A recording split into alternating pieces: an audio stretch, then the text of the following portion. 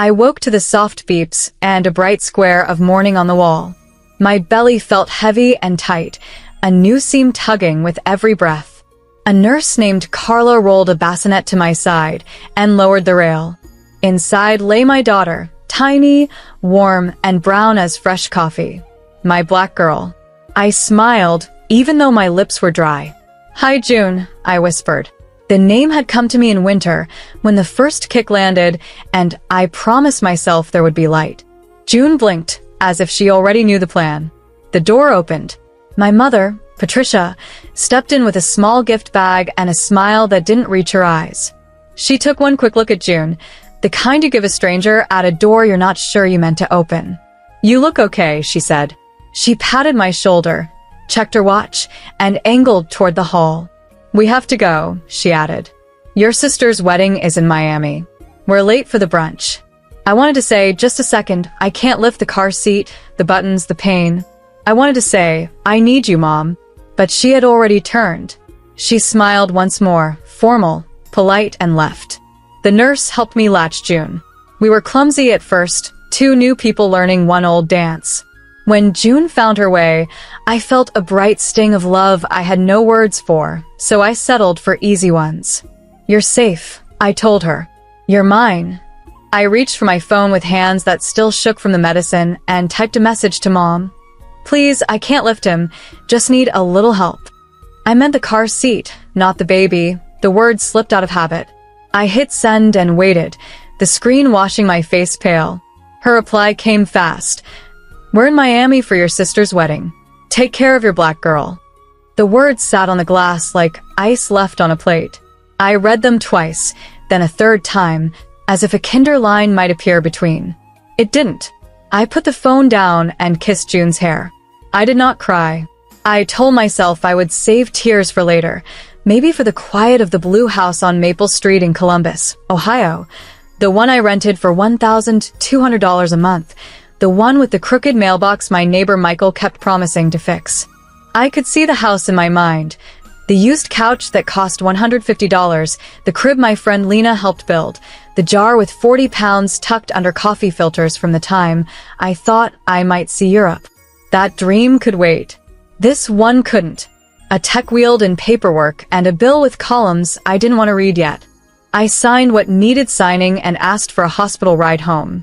Carla, kind and steady, pressed the call button for me and said, "You've got this," in a voice that sounded like a porch light left on.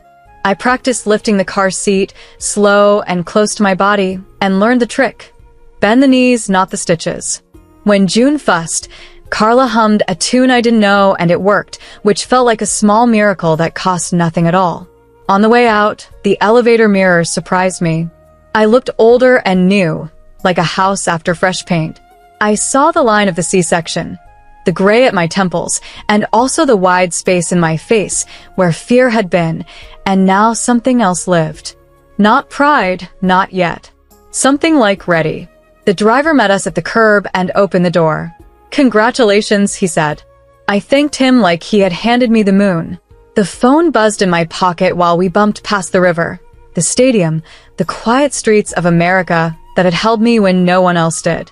A message from Grace, my sister. A blurry photo of a beach and a veil, and then, beneath it, words that knocked the breath from me. "We're in trouble. Send $97,900 now." Another bubble began to type and stopped. I stared at the number until the commas blurred and the world narrowed to a thin thread. I looked down at June, asleep and small, and felt everything I owned gather close. The blue house, the second-hand crib, the $612 in checking, the 40 pounds in a jar, the promise I made to myself in winter. The driver turned onto Maple. The sun slid between trees like a hand finding mine. I unlocked the door to our house, set the car seat on the rug, and reached for my phone again. The ride dropped us at the curb, and the blue house looked smaller than I remembered, like it had been waiting and holding its breath. I stood on the porch with June in the car seat at my feet, and the key in my hand. The old lock stuck the way it always did, but it gave after a nudge, and we crossed the line from the street into our own quiet. The living room smelled like lemon cleaner and dust. The couch I bought for $150 sagged in the middle, but welcomed me like an old friend. I set the car seat on the rug and sat down, slow, guarding my stitches. June slept with her mouth open, her tiny fist near her cheek, like she was holding on to a dream. I told myself to start small. I filled a glass with tap water. I checked the heat. I washed my hands, then washed them again. I stared at the calendar stuck to the fridge with a magnet shaped like the outline of America. March. Rent due in 10 days. $1,200. Electric, around $95 if I am careful. Water, $63 last month, maybe more this month with extra laundry. I opened the cabinet and found the jar with the coffee filters and the 40 pounds tucked inside. I left it there.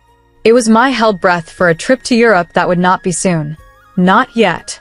I had $612 in checking and an old credit line I did not want to touch unless I had to. The phone on the counter buzzed again, a small jump of light in the quiet room. Grace's message still sat there at the top. We're in trouble. Send $97,900 now. The number looked like another world. I typed back. What happened? The dots appeared and vanished. When nothing came, I called, but it went to voicemail and then to silence. I sent one more text. Are you safe? I placed the phone face down and took a breath that felt too shallow. I told myself not to panic. Panic steals more than money. It steals the ground under your feet. I needed the ground. I pulled my spiral notebook from the desk. On the first page I wrote, in plain letters, June's plan. Under it I listed the bills with a little square beside each line, so I could check them off. $1,200 rent, $95 electric, $63 water, $38 phone, $270 card. I added diapers, $22 for a week if bought on sale, and formula, $35 when the hospital samples ran out. I wrote emergency, $200 because there was a savings app with that number, and a photo of a beach I once thought I would walk. I added neighbor help with a question mark because Michael had said to ask if I needed anything, and I did not know if that meant help with the mailbox or something bigger. I texted Michael anyway. Home. All good. Thank you for watching the porch while I was gone. He answered fast, like he had been waiting. Welcome home. Olivia made soup. Can we drop it off later? I said yes, and felt the house warm 2 degrees even though I hadn't touched the thermostat. Olivia arrived at 4 with a pot covered in foil and a smile that reached all the way. Her brown hair was pulled back and her sleeves were pushed to her elbows. You did it, she said, like I had come back from a long road. We heard the door and wanted to say hi. She peered into the car seat. She's perfect. What's her name? When I said June, Olivia pressed a hand to her chest. June and March, she said. That's hope. I did not know I needed that sentence until she said it. After Olivia left, I learned the house again. The way the floorboards clicked near the hallway. The way the afternoon sun slid across the wall and made the paint look newer. I carried June from room to room and named things like I was teaching us both a language. Crib. Lamp. Blanket. Window. I told her the names of people we could count on. Lena. Michael. Olivia. I said my own name out loud and felt it settle. I did not say Aaron. Not yet. His name sat on a shelf in my mind, tall and far back, where I could not bump into it. At 6, the phone buzzed with a new number and a link that promised urgent account review. The timing was bad, in a neat way that did not feel like fate. I did not click. I opened my laptop and changed the passwords to the bank, the email, the shopping accounts where I had placed small orders at 3 in the morning when the world felt like a tunnel. I used long phrases I would not forget, like, June is the morning I live for, and wrote them on paper with a pencil because paper does not get hacked. Then I called the bank and spoke to a woman named Elise, who listened and said the word fraud, like a hammer used in the right place. She put alerts on everything and told me to watch for small test charges, the kind that look like $1 and hide like a mouse. I thanked her the way you thank someone who turned on a light. When I hung up, the room was darker than I meant it to be. I turned on the lamp and fed June. She looked at me with that deep, New gaze that holds nothing back and hides nothing either. It's just us, I said, thinking it might sound sad, but it didn't as it left my mouth. It sounded like a truth I could build on. I tried calling Grace again. No answer. I sent one last text. If you can, call me when you are alone. The word alone felt important. If this was a trap, someone else was reading. At 8, there was a quiet knock. Michael stood on the porch with a toolbox in one hand and a bag of bread in the other. Mailboxes and midnight snacks, he said. He set the bread down and reached for the railing. We won't stay. I can fix the squeak on the hinge in 5 minutes. He did, quick and neat, and showed me the small screw he replaced like proof that even tiny things matter. Olivia waved from their porch and called, "Text if you need a ride to the clinic or the store. Don't be shy." I promised I would not. After they left, I updated my list and wrote hinge fixed like it belonged beside rent and food. It felt like it did. Around 9, Grace finally replied. "Don't tell Mom," she wrote. Please. "We need it before morning." No details. No voice. Just that number, still heavy, still impossible. I wrote back. "I don't have it. Are you safe?" The dots moved, then stopped. "We're fine. Just send what you can," came next. I stared at the screen until the words blurred. Then I looked at June, asleep in her tiny crib, and put the phone face down. I made another rule for our house and said it out loud to the empty room. If I cannot see your eyes, I will not send money. It sounded plain and right. It sounded like the kind of rule that saves a roof. Before bed, I stood in the doorway and watched June breathe. The blue house held the dark like a promise. The heater clicked. A train far off made a long, low sound that reminded me we were part of a larger map. This street, this city, this country, this life I was making with my 2 hands. I thought about Miami, where my family laughed somewhere under bright lights. I thought about the 40 pounds in the jar for a day when Europe would be more than a word. I thought about $97,900 and the way fear tries to set the price of love. I turned off the lamp. I lay down slow. I placed my hand over the new seam on my belly and said, "Tomorrow, we make a new list." Then I slept, not deep, but enough, with June's soft breath catching mine and bringing it back each time it wanted to run. Morning came pale over the blue house, and for a minute the world was only June's soft breath and the hum of the heater. Then my phone lit the counter. The first text was from Grace again. "We're in trouble. Send $97,900 now." The number sat there like a new crack across glass. I typed, "Why? Are you safe?" No answer. Dots, then nothing. A second ping landed from an unknown number with a link about urgent account review. I felt my shoulders climb toward my ears. I made coffee, counted out the last clean filters, and told myself in plain words, "We are in Columbus, Ohio. We are in America. We are inside our blue house, and we will not be moved by fear." I opened my spiral notebook and made a new page. Today, I wrote the simple tasks first: diapers, dishes, 2 loads of laundry, then the harder ones: call the bank, call a credit bureau, try Patricia again. I added a line I meant to keep: "No sending money unless I see eyes." I reached into the cupboard, touched the jar with the 40 pounds, and closed it again like I was closing a door on an old dream. Dollars would do today. I held June on my chest and pressed the speakerphone button. Elise at the bank recognized my voice from yesterday. "I'm back," I said. More texts. She told me to freeze the card, and I did.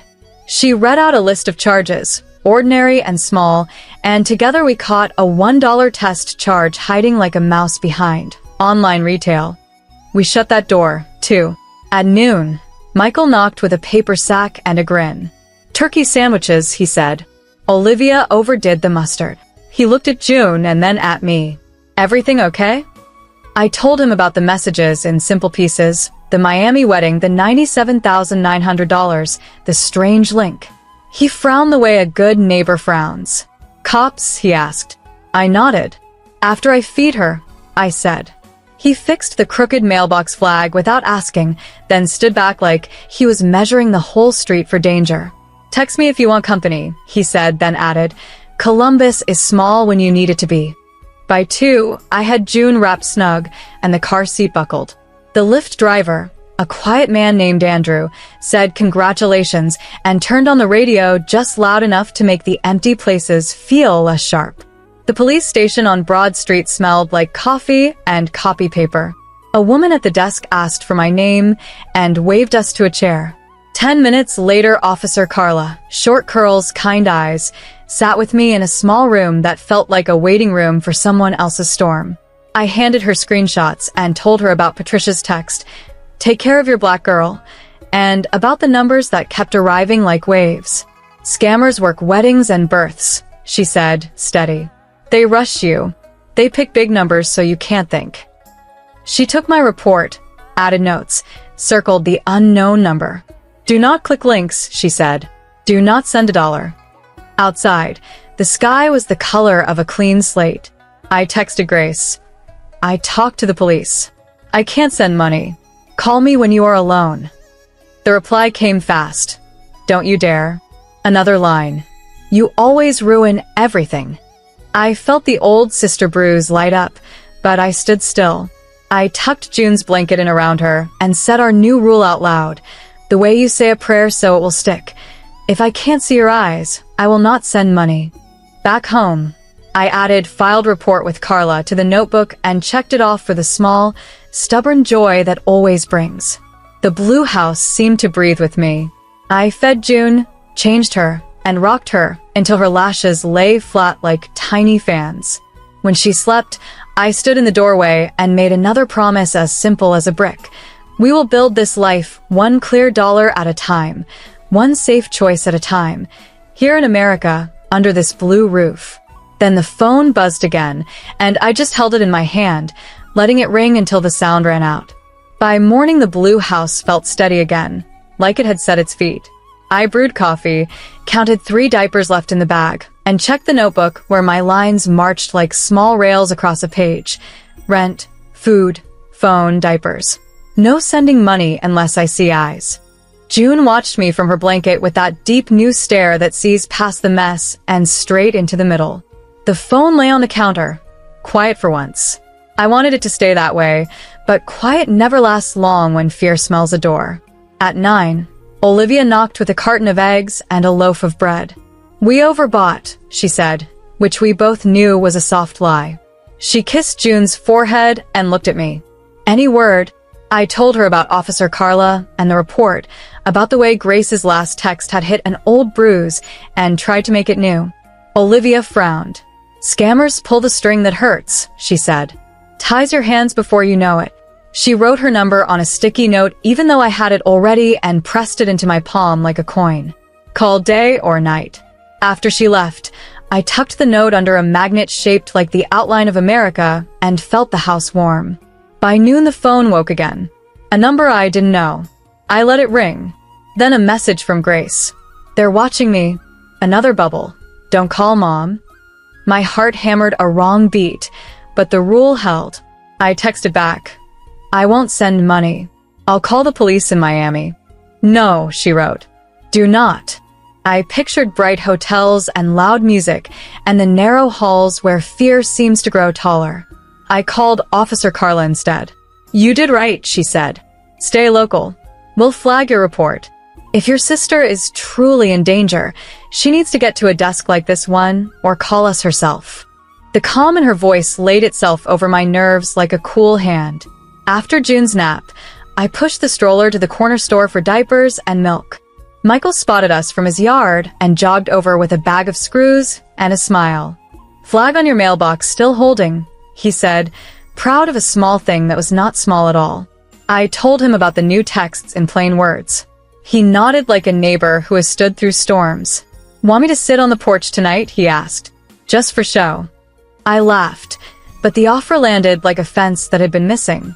"Maybe," I said, "if the house gets loud." "Houses get loud," he said. Then quiet again. Back home, I opened the jar above the coffee filters and looked at the 40 pounds that once felt like a ticket to a skyline I had not seen. I left it there and made a different choice. I pulled $20 from a thin envelope and labeled it Bus Fund in pencil because even standing strong, you sometimes need a ride. I put the envelope in the drawer with the warranties and the spare keys and felt something in me click into place. If love was going to try to charge me $97,900, then I would pay myself first, one clear dollar at a time. Around 5, the phone finally lit with my sister's name, not a strange number. I answered and waited. Air. Then a small sound like a person trying not to cry. "I'm sorry," Grace said. The words came out thin, pulled through a tight space. "It wasn't me," she added. "It was," and she stopped. I breathed slow so she had room. "We were at a bar," she said. "Some men heard us talk about the wedding. They took Ben's phone when he put it down. They knew your name. They knew Mom's flight. They typed those texts and showed me the screen. They said if we fought back, they would tell the hotel we were thieves." I felt stupid and scared. I closed my eyes and saw the scene like I had been there. Bright music, a phone on a slick table, a hand, a smile that wasn't kind. "Are you safe now?" I asked. "Yes," she said. We went to the front desk, finally. Security called the police. They never got $1. They just wanted the panic. I let out a breath. I didn't know I was holding. "I'm not mad," I said, and I meant it almost all the way. "I am here. Come when you can. Meet June." There was a long pause. "I will," she said. "I want to see your house. The one with the blue paint." We chose a day 2 weeks out, far enough for the air to clear, close enough to feel real. That night, Michael sat on the steps for a while with a book, like a quiet guard. Olivia waved good night from their porch. I rocked June and told her the story in easy words so she would know what kind of place America can be. Hard and kind, loud and quiet, a street where a neighbor fixes a hinge and an officer says, "Do not send $1," and a sister finds her way to a front desk. I whispered our rules and our hopes into her hair. Then I stood in the doorway and looked at our rooms, our couch, our lamp, the small stack of diapers, the envelope marked Bus Fund, the jar with pounds for a day that can wait, and I felt the blue house set its weight on the earth like a promise we had made and kept.